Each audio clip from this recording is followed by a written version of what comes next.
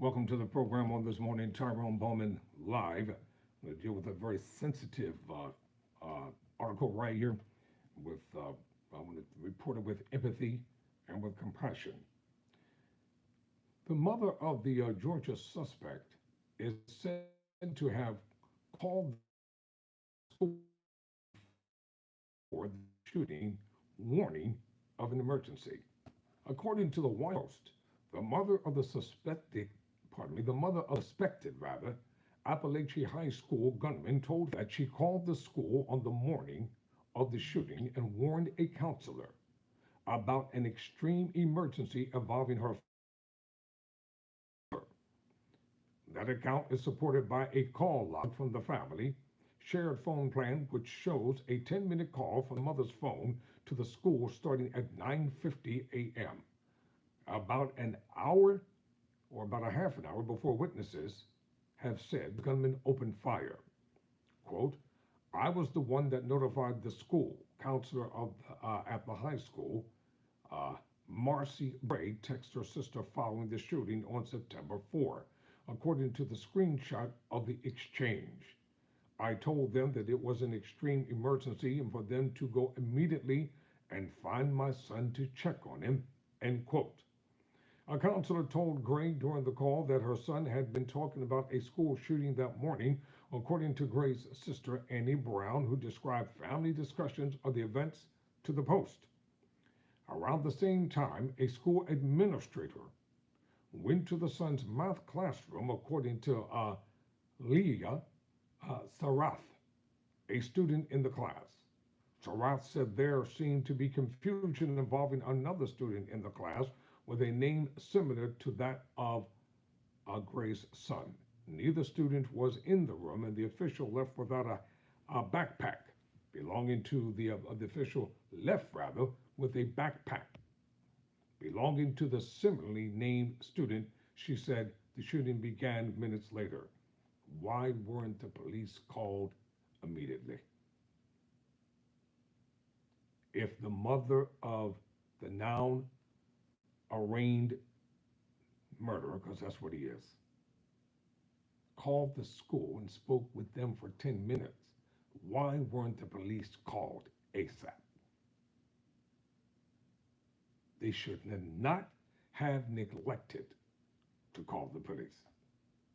The phone log, texts, and interviews provide the strongest indications, yet that officials at Appalachian High were alerted to concerns about the suspect on the morning of the shooting and may have been looking for him in the minutes before he allegedly killed 4 people and injured 9 with an AR-15 style rifle. Let's remove the word alleged out of it. There is no alleged in it. He did it. He did exactly what he did. People lost their lives. There is no alleged in it. It was a vicious, unwarranted crime that occurred, and it should have never happened. The texts also show that the school and family were in contact about his mental health a week before the shooting, and that Brown told a relative the teen was at the time having homicidal and suicidal thoughts. You know why that's written in this article? Because his attorneys are going to try to come up with an individual they say who was mentally insane and was not aware of what he was doing. Ladies and gentlemen, we have to pay attention to the way things are worded, the way they're stated, and why they're written the way they're written. This is a plausible, non-excusable defense that his defense attorneys are going to try to use. How do I know what I'm talking about? Because I'm a law student. Even as we speak now, and I'm in school and I'm studying to become a lawyer, a criminal defense attorney. Fighting for those who cannot fight for themselves, defending those who cannot defend for themselves, fighting for real victims, and making sure the guilty are punished. Borough County School System Superintendent Dallas Lee Duff did not answer detailed questions from the Post and told reporters to instead contact law enforcement. Our focus is currently on healing our community and supporting our students during this incredibly difficult time, he wrote in an email. The superintendent should be out front answering the hard questions. He should not be hiding behind an email. The superintendent should be before the cameras, not with just empathy for all that were slain and their family members, but you have to take a leadership role when you are a leader. When you are a leader, you don't just sit back and do nothing. You have to do what's required as a leader. After this story was published online, Marcy Gray reached out to the Post to confirm the details in the text and phone logs. She declined to elaborate on what had prompted her to call in the warning to the school, but said she had shared that information with law enforcement. She called the shooting absolutely horrific and expressed remorse for the students and parents affected. I believe this mother is really torn up about what happened here. Quote, I am so sorry and cannot fathom the pain and suffering that they are going through right now, Gray told the Post in a text, end quote.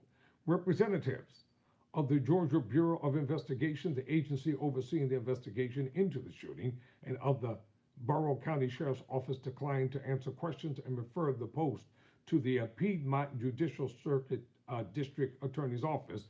District Attorney Brad Smith did not respond to requests for comment. The suspect? Why is he being called a suspect? If this was a black young man, they would call him a murderer. They call him a thug. They call him a hoodlum. Colt Gray is charged as an adult with 4 counts of felony murder. He appeared in court Friday but did not enter a plea. The call log and text were provided to the Post by Brown, who said she administers the family's cellular plan. The text Brown received about Gray notifying the school was sent from a phone belonging to their mother, the suspect's grandmother, but Brown said Gray was the sender.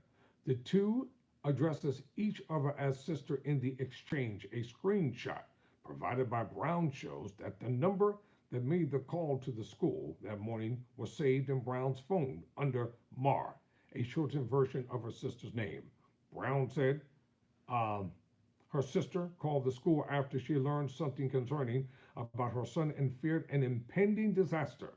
Brown said in the interview she did not know details about what her sister had learned or how. Brown previously told the Post that her nephew had spent months begging for mental health help and that the adults around him failed him.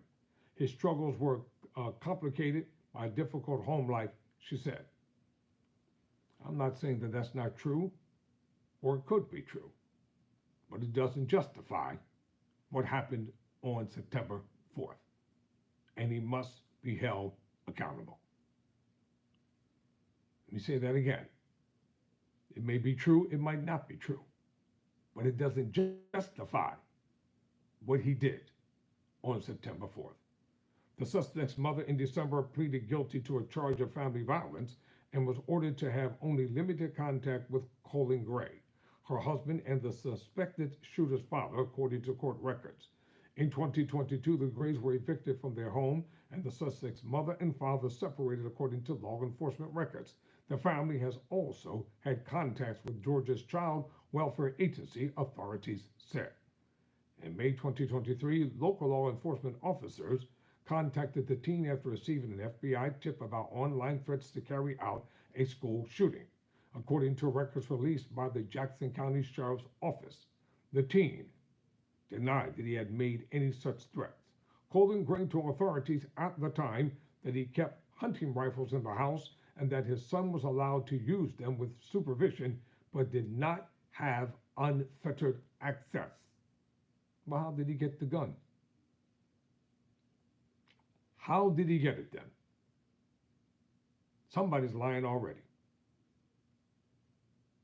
Colin Gray has been charged with second-degree murder in connection with the killings, as well as involuntary manslaughter and cruelty to children. Authorities said he knowingly allowed his son to have the weapon. The Post attempted to contact the father before his Thursday arrest, but was unable to call him. The week before the shooting, the teen's grandmother, Deborah Polhamas, had met with a school counselor to request help for him. The Post had previously reported. He starts with the therapist tomorrow. Polhamas wrote in a text message to Brown after that meeting. It is not clear whether the suspect attended that therapy session. Polhamas has not responded to the Post's request for comment in August.